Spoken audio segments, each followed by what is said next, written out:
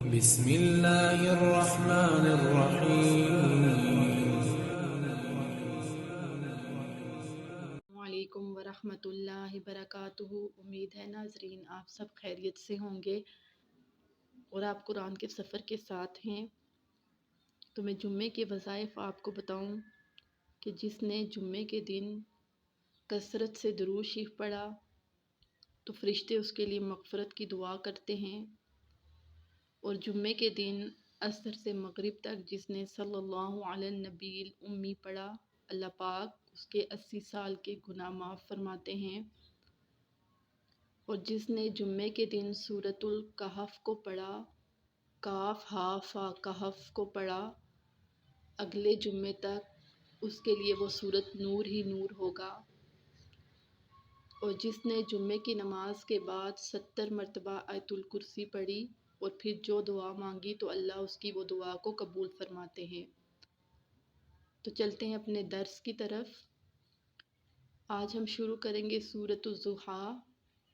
ضحیٰ چاشت کے وقت کو کہتے ہیں، اور اس کا شان نزول اس طرح سے ہے کہ آپ صلی اللہ علیہ وسلم پر کچھ عرصہ وحی کا آنا بند ہو گیا، تو کفار نے کہا کہ آپ کا رب آپ سے بیزار ہو گیا ہے، اس نے آپ کو چھوڑ دیا ہے۔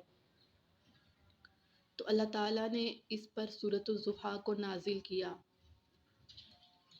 اب ضحیٰ چاشت کے وقت کو کہتے ہیں، اور نبی کریم صلی اللہ علیہ وسلم کی ایک حدیث مبارک ہے کہ جس نے چاشت کی 12 رکعت پڑھی، اللہ تعالیٰ اس کے لیے جنت میں ایک محل بناتے ہیں۔ اور دوسری روایت میں آتا ہے کہ نبی کریم صلی اللہ علیہ وسلم کا ارشاد مبارک ہے کہ جس نے چاشت کی 2 رکعت نماز نفل پڑھی، اللہ تعالیٰ اس کے نامہ اعمال میں اس کو غافلوں میں نہ لکھے گا۔ اور جس نے چاشت کی 4 رکعت پڑھی تو اللہ تعالیٰ اس کو عبادت گزاروں میں لکھے گا۔ اور جس نے چاشت کی 6 رکعت نماز نفل پڑھی تو اللہ تعالیٰ اس کی کفالت کرے گا۔ اور جس نے چاشت کی 8 رکعت نماز نفل پڑھی تو اللہ تعالیٰ اس کے نامہ اعمال میں اس کو فرمانبرداروں میں لکھے گا۔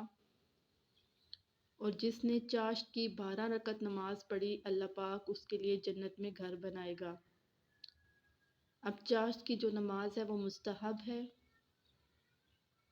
سورج کے بلند ہونے سے اس کا وقت شروع ہوتا ہے اور زوال کے وقت تک رہتا ہے، اور اس کی کم سے کم 2 رکعت ہیں اور زیادہ سے زیادہ 12 رکعت ہیں۔ تو شروع کرتے ہیں اپنا درس۔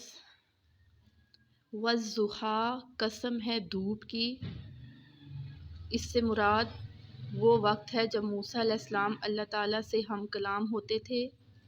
واللیل اور قسم ہے رات کی، اذا سجا جب وہ چھا جائے، رات سے مراد معراج کی رات ہے۔ ما ودعک نہیں چھوڑا آپ کو، ربک آپ کے رب نے، وما قلی اور نہ وہ بیزار ہوا۔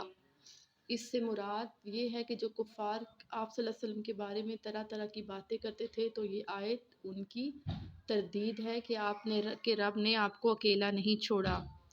والآخرۃ اور آخرت، خیر لک بہتر ہے آپ کو، من الاولی دنیا سے۔ اب آخرت بہتر ہے آپ کے لیے دنیا سے، اس سے مطلب یہ ہے کہ اللہ تعالیٰ نے آپ کے لیے آخرت میں بے شمار نعمتیں رکھی ہیں، اور ایسی نعمتیں جو نہ ختم ہونے والی۔ وَلَسَوْفَ يُؤْتِيكَ رَبُّكَ فَتَرْضَىٰ پس جلد آپ کا رب آپ کو دے گا، آپ راضی ہو جائیں گے۔ وَلَسَوْفَ جلد، يُؤْتِيكَ آپ کو دے گا، ربک آپ کا رب، فَتَرْضَىٰ پس آپ راضی ہو جائیں گے۔ اب اللہ نے فرمایا الم یجد کا، کیا نہیں پایا ہم نے آپ کو یتیمن یتیم، فآویٰ پس سہارا دیا، ووجدک اور پایا آپ کو ضالن گم، فہدیٰ پس ہدایت دی، ووجدک اور پایا ہم نے عائلن نادار، فاغنیٰ پس غنی کر دیا۔ فاما الیتیم پس جو یتیم ہے، فلا تقہر اس کو نہ دبائیں، و اما السائلہ اور جو سائل ہے فلا تنہر اس کو نہ جھڑکیں، و اما بنعمتی ربی کا اور جو اپنے رب کی نعمتیں ہیں فحدث بیان کریں۔ اب یہاں اللہ نے آپ صلی اللہ علیہ وسلم کو سہارا دیا اور ان کو پہلے کی نعمتیں یاد دلائی کہ آپ صلی اللہ علیہ وسلم یتیم تھے، اللہ نے ان کی کفالت کی، اور پھر فرمایا کہ آپ صلی اللہ علیہ وسلم کو ہدایت دی، نبوت دی، پھر جنگوں میں آپ صلی اللہ علیہ وسلم کو فتوحات دی، پھر آپ صلی اللہ علیہ وسلم کو معجزے دکھائے۔ تو اللہ نے کہا کہ یہ اس وقت کی بات نہیں ہے، بلکہ آپ اپنی پچھلی نعمتوں کو غور کریں۔ تو اللہ تعالیٰ نے آپ کو نہیں چھوڑا اور نہ اللہ تعالیٰ آپ سے بیزار ہوا ہے۔ پھر اللہ تعالیٰ نے فرمایا کہ جو یتیم ہے اس کو نہ جھڑکیں۔ اس سے مراد یہ ہے کہ جو یتیم ہے وہ اس کا کفیل جو ہوتا ہے وہ اللہ رب العزت ہوتا ہے۔ تو یہاں آپ صلی اللہ علیہ وسلم کو تنبیہ کی گئی ہے کہ یتیم کی کفالت کا ذمہ اللہ تعالیٰ نے خود لیا ہوتا ہے، اور کہتے ہیں کہ حدیث میں ہے کہ جب یتیم روتا ہے تو اللہ کا عرش کانپ اٹھتا ہے۔ جس طرح ایک والد اپنے بچے کو ہر دکھ، ہر دھوپ، ہر چھاؤں میں اس کی حفاظت کرتا ہے، اپنے بچے کی اس کی کمیوں کو پورا کرتا ہے، اس کی محرومیوں کو پورا کرتا ہے، اسی طرح جب وہ والد نہیں ہوتا تو یتیم کی کفالت اللہ کے ذمہ چلی جاتی ہے۔ پھر اللہ تعالیٰ اس بندے کو، اس بچے کو جو یتیم ہوتا ہے اللہ اپنی کفالت میں لے لیتا ہے، اور جس طرح ایک باپ اپنے بچے کا خیال رکھتا ہے اس سے بڑھ کر اللہ تعالیٰ ان بچوں کا خیال رکھتا ہے۔ تو یہاں یتیم سے مراد یہی ہے۔ پھر سائل جو سوال کرنے والا ہوتا ہے، جب کوئی اللہ کے نام سے پر آپ سے کوئی چیز مانگے اور وہ یہ کہے کہ یہ چیز اللہ کے نام پہ دے دو، تو اس وقت اس کو جھڑکے نہیں، بلکہ اگر آپ کے پاس وہ چیز ہو تو آپ اس کو فوراً دیں۔ اگرچہ وہ مالدار ہو، وہ جیسا بھی ہو، لیکن اگر آپ کے پاس آ کر اس نے اللہ کا نام لیا تو گویا وہ چیز آپ نے اللہ کے لیے دی۔ آپ اس بندے کے احوال کو مت دیکھو کہ اس کی حالت کیسی ہے یا وہ جا کر اس پیسوں سے کیا کرے گا، آپ دیکھو کہ اس نے آپ کے سامنے اللہ کا نام لیا۔ قیامت کے دن اللہ تعالیٰ اپنے بندے سے فرمائے گا کہ اے بندے، میں نے تجھ سے فلاں وقت میں پیسے مانگے، تو نے مجھے نہیں دیے۔ تو بندہ کہے گا کہ اللہ آپ کیسے مانگ سکتے ہیں؟ تو اللہ کہتا ہے فلاں شخص کے روپ میں تیرے پاس گیا تھا اور تو نے انکار کر دیا۔ تو اس لیے جو مانگنے والا ہوتا ہے، اگر اس نے اللہ کا نام لے لیا کہ اللہ کے نام پہ دے دو، تو آپ فوراً دو۔ آپ کا وہ مال ضائع نہیں ہوگا بلکہ بڑھے گا، اور آخرت کے لیے بھی آپ کا وہ مال ذخیرہ ہوگا۔ بس وقت میں اللہ تعالیٰ کسی کو آپ کے پاس اس وجہ سے بھیجتا ہے تاکہ اس وقت آپ کو صدقے کی ضرورت ہوتی ہے، کہ کوئی ایسی مصیبت آپ پہ آ رہی ہوتی ہے کہ اللہ فوراً کسی شخص کے روپ میں آپ کے پاس کوئی بھیجتا ہے تاکہ آپ اس کو صدقہ دیں تو آپ کی وہ مصیبت ٹل جائے، یا کسی وقت آپ پہ بہت بڑی پریشانی کا سامنا کرنے لگتے ہیں تو اللہ فوراً کسی کو آپ کے سامنے کر دیتا ہے تاکہ اپنے مال میں سے آپ نکالیں تو آپ کے اوپر سے وہ بلا ٹل جائے۔